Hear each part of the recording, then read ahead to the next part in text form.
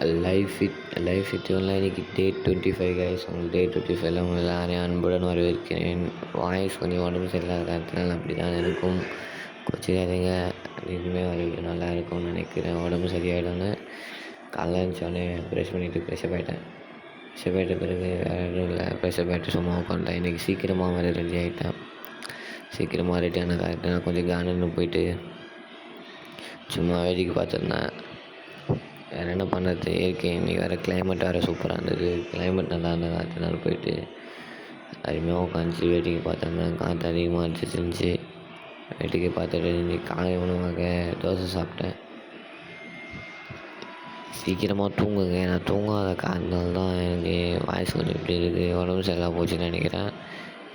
சரியாக தூங்குங்க, ஓகேவா? காலைல தோசை சாப்பிட்டு காலேஜ் கிளம்பிட்டேன். காலேஜ் எதுவும் இன்ட்ரெஸ்டிங்காக எதுவும் இல்லை.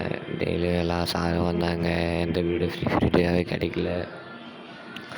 மதியம் சாம்பார் சாதம் சாப்பிட்டு திருப்பி காலேஜ் போயிட்டேன்.